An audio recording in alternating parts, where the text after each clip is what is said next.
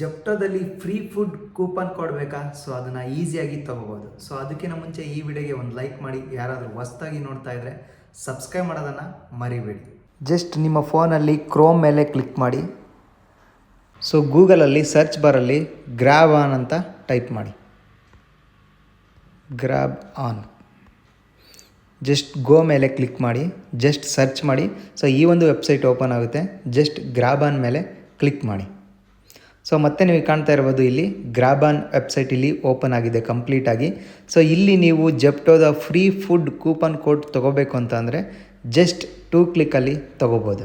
Just ಈ search ಬಾರಲ್ಲಿ ನೀವು ಇಲ್ಲಿ ಸರ್ಚ್ ಬಾರ್ ಮೇಲೆ ಮತ್ತೊಮ್ಮೆ ಕ್ಲಿಕ್ ಮಾಡಿ. ಸೊ ಇಲ್ಲಿ ಜೆಪ್ಟೋ ಅಂತ ಜಸ್ಟ್ ಟೈಪ್ ಮಾಡಿ.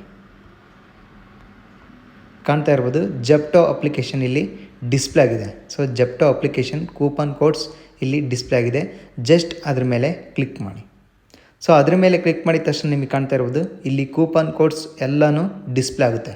ಸೊ ನಿಮಗೆ ಕಾಣ್ತಾ ಇರ್ಬೋದು, ಆಲ್ ಅಂತ ಇದೆ, ಪಕ್ಕದಲ್ಲಿ ಕೂಪನ್ಸ್ ಅಂತ ಇದೆ. ಜಸ್ಟ್ ಕೂಪನ್ಸ್ ಮೇಲೆ ಕ್ಲಿಕ್ ಮಾಡಿ. ಸೊ ನಿಮಗೆ ಕಾಣ್ತಾ ಇರ್ಬೋದು ಜೆಪ್ಟೋ ಕೆಫೆ. ಸೊ ಆಲ್ಮೋಸ್ಟ್ ಎಲ್ಲ ಇಲ್ಲಿ ಡಿಸ್ಪ್ಲೇ ಆಗುತ್ತೆ. ಆಲ್ ಮೇಲೆ ಕ್ಲಿಕ್ ಮಾಡಿ. ನಿಮಗೆ ಕಾಣ್ತಾ ಇರ್ಬೋದು ಅದು 40% ಆ್ಯಂಡ್ 40% ಎಲ್ಲ 40% ಇದೆ. ಜಸ್ಟ್ ಅದ್ರ ಮೇಲೆ ಕ್ಲಿಕ್ ಮಾಡಿ. ಸೊ ನಿಮಗೆ ಕಾಣ್ತಾ ಇರ್ಬೋದು, ಇಲ್ಲಿ ಜೆಪ್ಟೋ ಕೂಪನ್ ಕೋಡ್ ಡಿಸ್ಪ್ಲೇ ಆಗಿದೆ. ಸೊ ಈ ಒಂದು ಕೂಪನ್ ಕೋಡ್ ಡೈರೆಕ್ಟಾಗಿ ಜೆಪ್ಟೋಗೆ ಲಿಂಕ್ ಆಗುತ್ತೆ. ಸೊ ಈಗ ಬಫರ್ ಆಗ್ತಾ ಇದೆ, ನಿಮಗೆ ಕಾಣ್ತಾ ಇರ್ಬೋದು.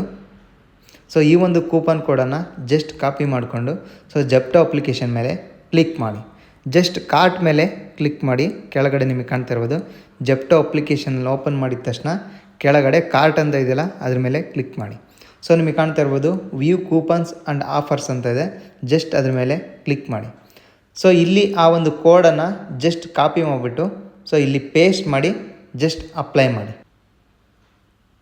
ಸೊ ಈ ರೀತಿಯಾಗಿ ಜೆಪ್ಟೋ ಫುಡ್ ಕೂಪನ್ ಕೋಡನ್ನು ಫ್ರೀಯಾಗಿ ನೀವು ಗ್ರಾಬ್ ಮಾಡ್ಬೋದು. ಅಂದರೆ ಮೀನ್ಸ್ ಫ್ರೀಯಾಗಿ ನೀವು ಕೂಪನ್ ಕೋಡನ್ನು ಗೂಗಲಲ್ಲಿ ತೊಗೋಬೋದು.